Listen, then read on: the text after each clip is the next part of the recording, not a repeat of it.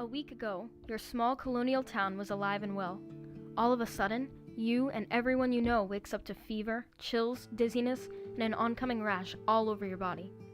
You immediately know that you are afflicted with a terrifying illness. What can be done? The record-breaking smallpox epidemic in 1721 was a tragic loss of life that rocked families in the small colonial town of Boston and around the world. In addition, it was the worst epidemic of the century, and those who pursued the cure to this torturous disease were put down by society for their frontier ideas. On the other hand, the event was a triumph that brought light to modern medicine, increased free press and information available to the public, and sparked the vaccination regulations implemented in many institutions today. The smallpox virus plagued the small colonial town of Boston, Massachusetts in 1721 more aggressively than ever before. The small, fragile population of Puritans sought to get away from the corrupt British government, but they could not escape the looming threat of smallpox. Smallpox was first spread to humans by contact with wild animals. People transferred the bacteria to others when they ejected saliva, where the bacteria could begin its journey in the body. The symptoms of smallpox did not normally appear until 2 weeks after an infection. As a result, there was not much people could do to prevent the spread of smallpox, because before they knew it, they were infected, and they had probably infected several others. The symptoms of smallpox begin as a flu-like virus. The host experiences fever, chills, loss of appetite, aching, nausea, and vomiting. After a few days, the telltale smallpox rash begins to form all over the body. Not many otherwise healthy individuals survived, and children and the elderly did not stand a chance against the variola bacteria. The first introduction of smallpox in Boston since 1702 was by Captain John Fore. His ship landed in Boston after a trip to London, where 7 of his men had been infected by the smallpox virus. 6 men recovered, but John Fore himself and 1 other crewmate had died. Boston was spared from the disease at this time, but little did they know, another disease-stricken ship was on its way from London. On a ship just like this in the Boston harbor, smallpox made its debut in America. The Seahorse arrived from the Caribbean islands carrying the deadly disease. It did not take long for the disease to spread all over the city. Boston had previous outbreaks in 1678, 1690, 1698, and 1702, but this epidemic in 1721 would be the most deadly to date. On April 22, 1721, the Seahorse arrived in Boston from the Caribbean islands. The crew seemed fine the first day, but the next day they were quarantined to keep the infection away, once people knew it was smallpox. When people discovered this, 1,000 fled, and out of those who did not, 5,980 were infected, and 844 died. In the beginning, the case fatality rate was 14.1%. Boston had 11,000 residents, 7 churches, and 11 physicians. In the past, people who survived the outbreaks had immunity to the disease, but because the most recent outbreak was so long ago, many people with the immunity had died, and newborns clearly had no immunity either. When the epidemic hit in 1721, many people who supposedly had immunity from previous outbreaks mysteriously died.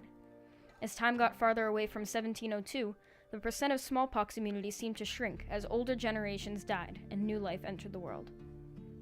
Even from the beginning, the colonists knew that this was the worst epidemic to hit Boston to date. More people were infected every day, and the fatality rate continued to grow month after month. According to Stephen Koss, author of The Fever of 1721, people lost entire families, children would be parentless. It was devastating. Everyone wanted to know a way to limit the spread of the disease, but when new theories were introduced, they were not well accepted. This included the ideas of Cotton Mather, who decided to use the procedure of inoculations. He heard of inoculations from his black slave, Onesimus. He said they used the technique back in Africa, and it never failed to decrease the percentage of fatalities from a disease. This is the location of the childhood home of Cotton Mather in the historic North End of Boston. Some of the first ever inoculations in America were performed by Cotton Mather on his children. Mather's ideas were initially ignored by others in the medical field until Zabdiel Boylston decided to perform trials on the treatment. When Boylston started his experiments, some saw this as simply infecting people with smallpox when it was harmful and avoidable. Boylston was threatened to the point where he had to hide in his house for 2 weeks while men who wanted him to hang came and searched for him. He was forced to see patients at night, disguised from those who opposed his ideas. Boylston continued to share said ideas, but most viewed it as murder. As the town of Boston was full of chaos and smallpox had infested the majority of houses, Boylston's work was ordered to stop. Once Boylston's son publicly survived inoculation, people began to see the light. Many pounded into Boston for the inoculations, and it gained so much popularity that these people had to be transferred out of Boston for the treatment. By the end of the 1721 epidemic, 247 to 282 people had been inoculated by Boylston, and some by Dr. Thompson and Dr. Robbie, who operated out of Cambridge and Charleston. Mather was constantly abused for his ideas while being overworked. In November 1721, a bomb was thrown in his window with a message saying, "Cotton Mather, you dog, damn you, I'll inoculate you with this, with a pox to you." Luckily, the bomb did not detonate, and Mather was able to continue his work. At the head of the anti-inoculation movement was Dr. William Douglas, who focused on the lack of trials and evidence to support inoculation actually working. He saw it as a way to create new cases and spread the disease, rather than a way to lessen the casualties. Other opposing arguments claimed that the inoculation process messed with God's plan and harmed the innocent. At this time, it was clear why inoculation was seen as unethical, seeing as it was dangerous and unresearched. During this time, tensions with the British were high in Boston. Political dysfunction led to the outbreak being so bad because nobody worked together. These politics took a turn in 1721 with the introduction of free press. James and Benjamin Franklin made a newspaper called the New England Courant. These men saw the debate over inoculation as a reason to launch free press in the colonies because it was a popular topic. The newspaper tended to follow the popular opinion of inoculation, which meant that they criticized the process. Ben Franklin wrote under the name of Silence Dogood in the New England Courant, where he created racy and funny content. This led to great popularity, and the paper was able to reach a wide audience. The newspaper was published without proper permission from royal authorities, yet it was able to set back Mather and Boylston's work greatly. In Boston, Ben Franklin observed Boylston's experiment, and only years later would he advocate for inoculation. The introduction of free press to the colonies allowed for all people to spread their views on inoculation. Public opposition to inoculation in the press set back the experiments and use of inoculation initially. However, Boylston was also able to use the press to share the process and results of inoculation with others.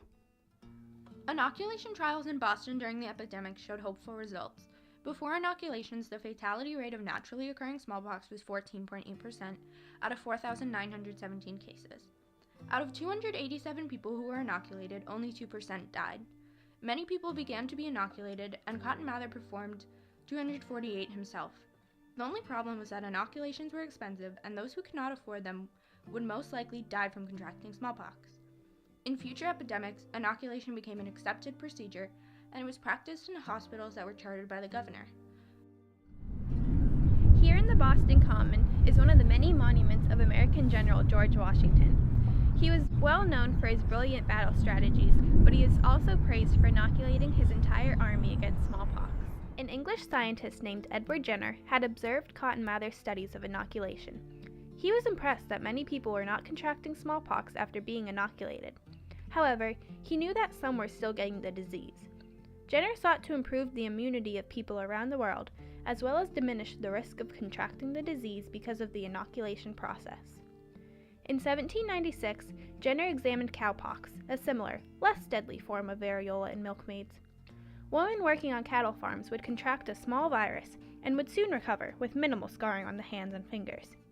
Jenner inferred that since both smallpox and cowpox came from the same bacteria, injecting people with cowpox may be a better way to immunize patients. He turned out to be correct. Cowpox not only gave people longer, more reliable immunity, it yielded a much better mortality rate than injecting actual smallpox bacteria into the recipient. The success of Jenner's experiment reached international fame as his vaccinations, named after the Latin word for cow, became accessible to almost all parts of the world. Although vaccinations have saved countless lives in the years since the Boston smallpox epidemic, debate over their legitimacy has not subsided. A recent anti-vaccination movement has even prompted lawmakers to step in. We want to make sure that parents have good, accurate, scientific information about the benefits of vaccines, and so that they will hopefully make sure that their children get all their recommended vaccinations. The small colonial town of Boston, Massachusetts was the beginning of everything the world would know about vaccinations, and therefore changed the course of history as it is known today.